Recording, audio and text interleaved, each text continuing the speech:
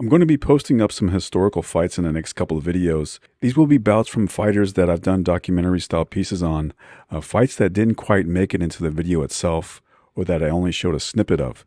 First up is Emanuel Augustus' fight against Jaime Rangel. Augustus is coming off a loss to Herman Ngoju in Canada 4 months earlier. Prior to that, he has stopped Ray Oliveira in 8 rounds. He's still a marketable fighter at this point, appearing on ESPN on the regular. In the opposite corner is Jaime Rangel, who comes in with a reported 30 wins against 8 losses and 1 draw. Rangel is a late replacement for Emmanuel Claudy, who was jailed for assault in his native Ghana. Rangel is a tough southpaw out of Colombia. He's fought exclusively in South America until 2003 when he came to the States, and he's pretty much an opponent for junior welterweights like Zab Judah, Edner Cherry, David Diaz, and Kendall Holt. If Rangel is known for anything, it's probably for being blasted out by Judah in a highlight reel first-round knockout loss. His last fight prior to facing Augustus here was against Holt, and Rangel lost a split decision. The ring experience. Augustus has been in with everybody, everywhere, under every circumstance you could dream up. 62 fights, 484 rounds. First thing you notice, Rangel is southpaw.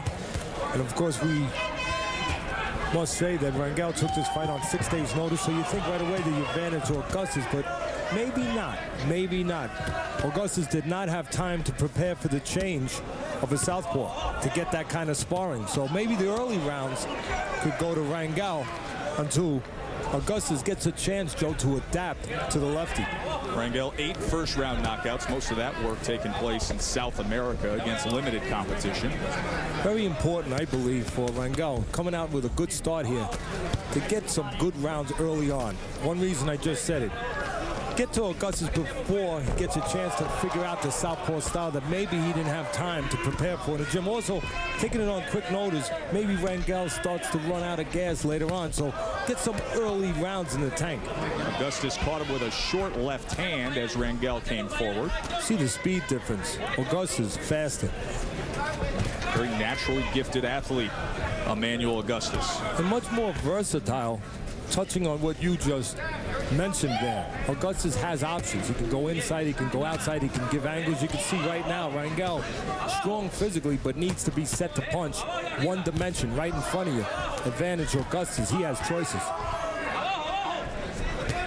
Looping left hand from the southpaw Rangel, and tries to go to the body. Augustus trying to fire off the right uppercut on the inside. Some options there, Teddy, for Augustus. You can see the openings with these wide punches from Rangel. And Augustus' better technique will allow him to take advantage of those options. He throws straight short punches while Rangel throws wide punches. So the options, Augustus can go inside the shots, or he can get all the way on the end for Augustus to work his offense in between shots. Another left hand on the inside, and comes back with it again as Emanuel Augustus gives a funny look and starts going to work on the inside underneath. Well, that's the problem. Augustus, when he got caught that left hand, the backhand for the southpaw, he was giving a look. He was taking a picture, admiring his work, and he paid a price. Action-packed first round, as always is the case. Emanuel Augustus and Jaime Rangel on Friday Night Fights. 0 for 4 after starting his career 34-1. Round number 2, Friday Night Fights. Augustus in the animal print, Rangel wearing the white trunks. Biggest danger for Augustus is when he pulls back with his hands down from that in-between distance. He's a little too close when he pulls back sometimes, and he winds up in no man's land. He has to make sure he pulls back from the proper distance when he's out of range. Then he will clear the punches of Rangel. That's where those wide shots of Rangel can be effective, and are effective right there with the backhand. And again, as you see, Augustus taking a picture at the wrong place, too close. 198 total punches thrown in the first round, and they're setting a blistering pace here in round number 2. Good action early on.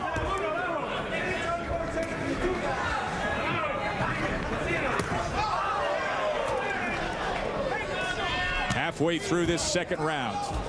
Now here come those uppercuts on the inside from Emanuel Augustus.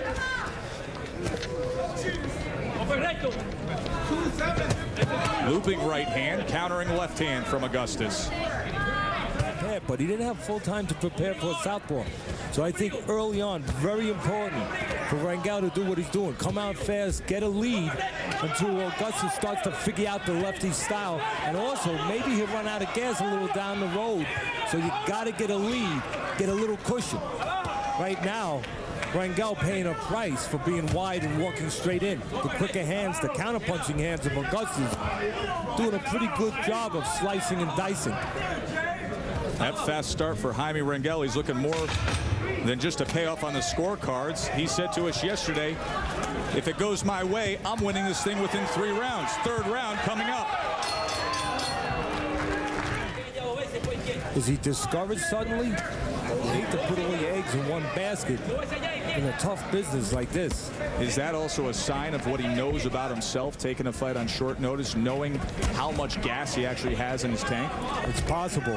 He's coming in the heaviest weight, which would kind of match up with the fact that he's taking it on quick notice. This is the heaviest weight that he's been in all the weights that we have chronicled. We don't have all his weights chronicled. A lot of his fights in Colombia, there was no registered weight for him. But of the ones we do have registered, this is the heaviest weight. Period. Back in October 2000 to September 2001, he fought Floyd Mayweather, Mickey Ward, and Leo Doreen. That's taking on quite a challenge. Again, when Augustus is active, you see the speed difference, you see the style difference, the cleverness difference, but the plain old fashioned way working so far for Rangel. Slower, needs to be set. He's one way, he's one-dimensional. Augustus has many choices to go in that ring, many different options, but so far Rangel just a little bit more active. It's serving him well. Too many spots where Augustus has gone defensive too long. That can be a flaw of Augustus. He's very flashy in spots, but that's the key, spots. There are spots where sometimes he'll allow you to out-hustle him a little bit because he's just inactive, concentrating on defense, not mixing in the offense at times. And he's done that in times in his first 3 rounds, which has allowed Rangel to be very competitive, maybe more than competitive, maybe to be the boss a little. No doubt. End of round 3. 4-fight losing streak. He has taken on all strong name opponents here in America, and now the veteran Emanuel Augustus in front of him. Clean shutout on Teddy Atlas's scorecard, 30-27, and we were able to listen in to the corner of Emanuel Augustus, and Robert Campos' trainer agrees. He said, you got to take this guy out. What are you doing? You don't want it to go the distance. Go to action now. Oh, Augustus is a spot fighter, and right now the bad news for Rangel, he's dealing with one of those spots. This is why the fans love him. When Augustus turns it on, he turns it on, and referee Dick Flaherty looking for a pause in the action so he can get to the mouthpiece of Rangel. But there is no pause when Augustus turns it on like this.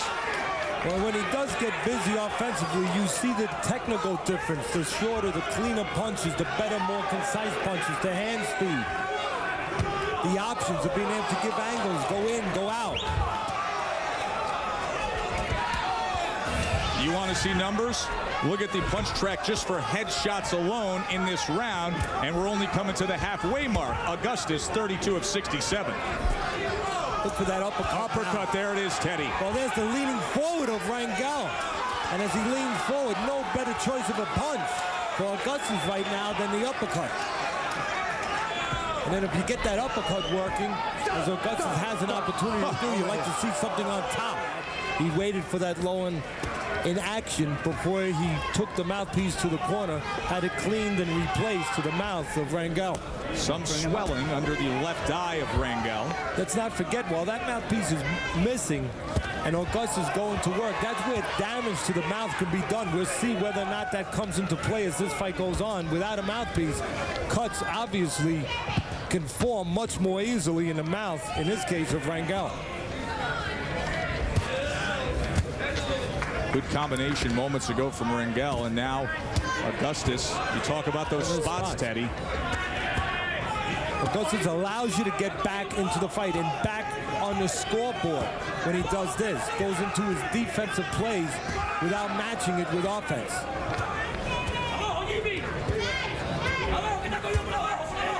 To the body now from Rangel. Blood coming from the nose of Emanuel Augustus. Another left hand from Rangel. Rangel trying to switch it up a little bit, switching from southpaw, his natural stance, to orthodox, trying to do anything he can to try to even the playing field with the quicker man. Great round. And with everything he's been through, he went as far as to say, if I lose this, this is my last fight.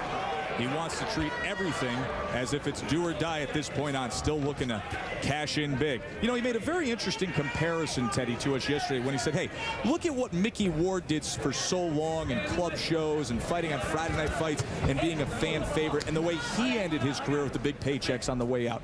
Why can't that happen to me? I've been just as entertaining. I've been workmanlike. I've been fighting on TV for so long. I want that ending the way Mickey Ward had his ending. But we have had fighters that have been very successful at a record similar to that. Even Mike Weaver, who won the heavyweight title. Frankie Toledo. Plenty of guys, plenty of examples that are out there. And obviously leaves hope for Augustus, who can fight and handle himself with just about anybody. Round number 5. Here's the spots again where Augustus is going defensive and not mixing offense.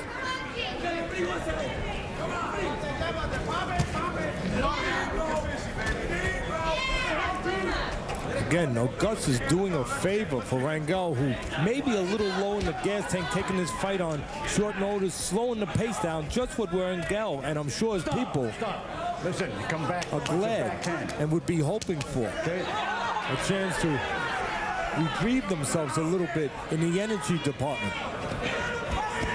And Augustus giving them that chance. The doctor ordered, even though I'm sure Augustus' people didn't order it, he's getting a slow pace to get himself a little bit back into this fight.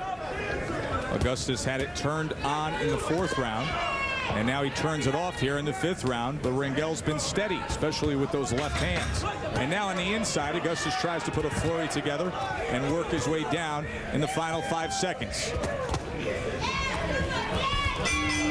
You're watching round number 6 between Emanuel Augustus and Jaime Rangel, who jumped out to a commanding lead on Teddy Atlas's scorecard. Augustus, his work rate alone earned him the 4th round, but still up 5-1 on Teddy Atlas's scorecard. Of course, coming up later tonight, a lot of bad blood has been brewing between Paulie Malignaggi and Donald Camarena, 2 red-hot prospects. Malignaggi undefeated, taking on Camarena in our main event. You know, Augustus can be a bit of a good combination there. He can be an enigma sometimes. He has the ability, but sometimes he just shuts it off. In the last round, and a little bit here, he shut it off, allowing Rangel to recover, and as we said, refuel a little bit. But now Augustus is starting to do what seems to be there all night, and that's get there quicker with the quicker hands and a little shorter and a little finer in between the wide shots of Rangel. It's just a matter of how consistent Augustus is. He scored with a left hook and then an uppercut with the right hand. Punch track punches for this round. See Augustus, 21 out of 53 and counting. Back to the inside. There's a 4-punch combination from Emanuel. Again, when you see Augustus work, just plain work, you see the quicker guy, the better technique, the options, the speed, everything. But the spots when he doesn't, well, Rangel, the old-fashioned guy, he just keeps plugging away, and it's allowed him, at least on my scorecard, for now to have a lead. Nice right hand and a good body shot. Tries to go to the hook. There's a body shot with the left hand again. Well, what that body shot is doing on the front end is setting up something for the back end. It's setting up an uppercut, because on the front end, it's making Rangel lean forward. Oh, what a right hand from Augustus. Working downstairs and upstairs, putting together, showing the benefit of combination punching right there for Augustus. You don't catch him with the first one, the second and third, that will do the job. Another right hand fired off. Well, it's there for him, Joe, because right now, Rangel right in front of him, getting caught with body shots and then pulling back. And as he pulls straight back with his hands down, right in the middle, that right hand is finding the target. Good round for Augustus. Indeed it is. Can't Coming miss that to the right end hand. of round number 6. Big round for Emanuel.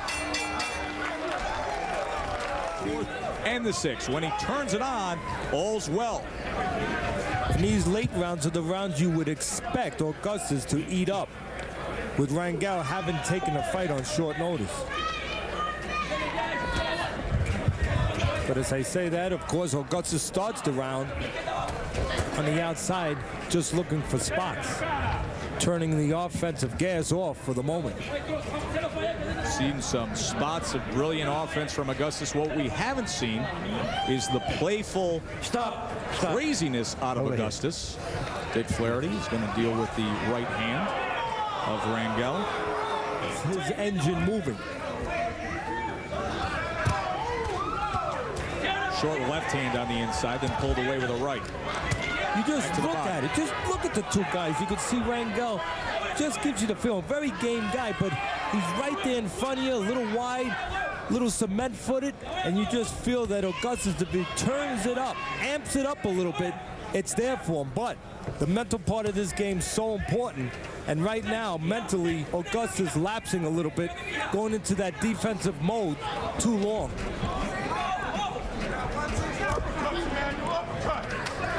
And again, nothing fancy, Joe, but while this round, Augustus, after a good round the round before, slows down a little bit. A little warning for a low blow there.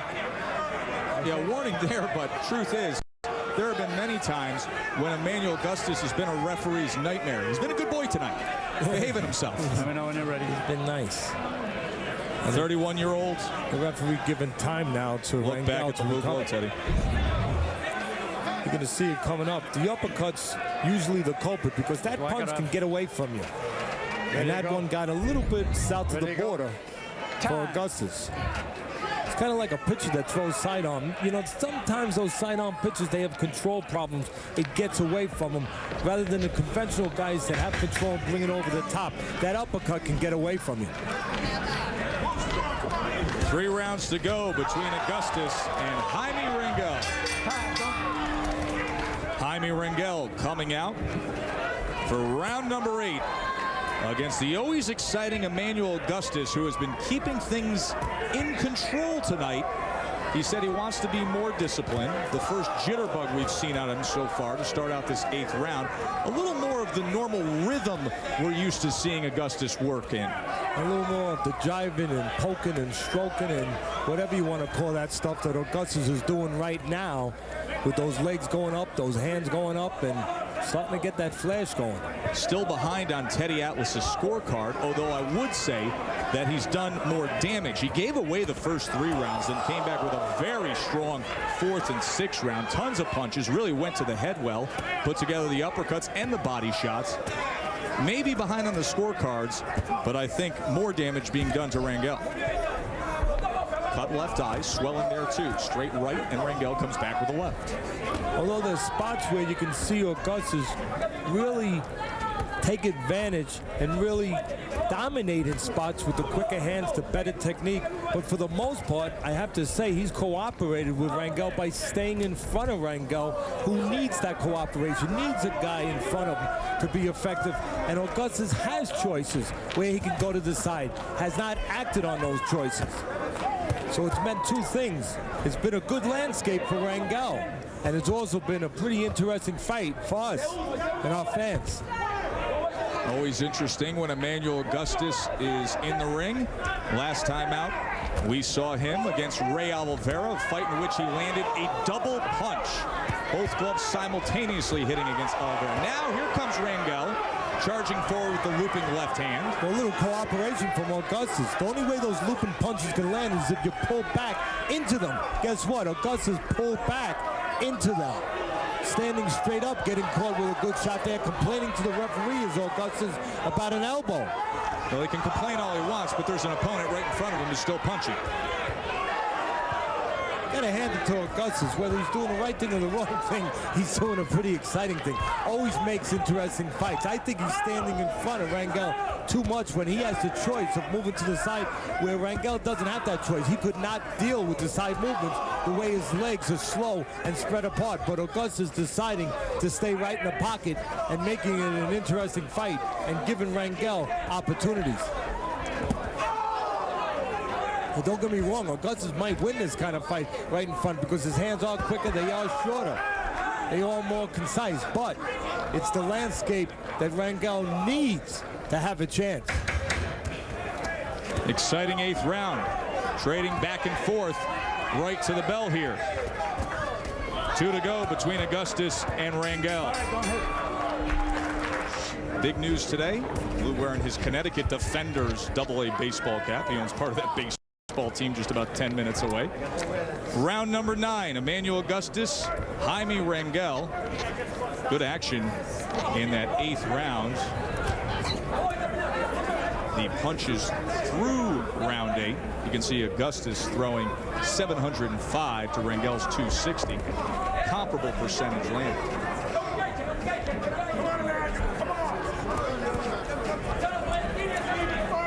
Teddy, there's a part of me that 10-10 8th round on Teddy Atlas's scorecard, 77-76 Rangel. This is going to be very interesting to see which way this goes. But isn't that always the case with Emanuel Augustus? I cannot tell you another fighter in recent history that has had more close calls, controversial decisions. Just watch Augustus. His quicker hands, his shorter hands, they're getting to the mark inside those wide shots. He's better off staying in the pocket right now. If he's going to stay in, stay all the way in. He has trouble, watch, when he gets into that in-between land. When he starts to fall out just a little bit, that's when he gives distance, like right there in that no man's land for Rangel to have an opportunity. But when he's all the way in, he's in close, he's in the eye of the storm inside those wide shots. He's safe and he's effective. And he's calm. Did you see how calm and collected he was in placing those right hands moments ago? There's a looping missed shot from Rangel. You know, this has been a good, solid, entertaining fight, and just what at least I expected for this card, which I thought was the best card on paper coming into our new season, and the same thing for Sunday night. No doubt about it, and it only gets better in mere moments when the Magic Man, the undefeated, flashy Paulie Malignaggi, will have the toughest test of his career, and he takes on Donald Camarena in our main event. Of course, referring to the weekend, Sunday, the contender on ESPN, Manfredo against Pemberton. Now watch here. When he goes to the body, Augustus, watch how right there, how you can see Rangel lean forward. That's where the uppercut can really come in, and the right hand as he pulls back, nice and straight. Should be a good finish. That uppercut in this last round, this very important last round. 10th and final round. Emanuel Augustus flat out said, if I lose this, it's the last fight of my career. On Teddy Atlas's scorecard, it is on the line here from Foxwoods. Augustus grabs the 9th round, so it's 86-86. But there's been opportunity. Good shot on the inside. And that's where I think for this last part of the fight, Rangel or Augustus should stay in close, in the pocket, all the way in.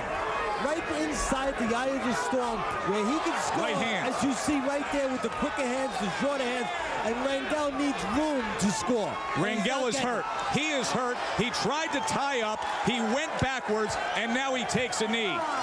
And that is going to be costly to him. Still 2 minutes to go here in this final round. Let's see if Emanuel Augustus can close the show.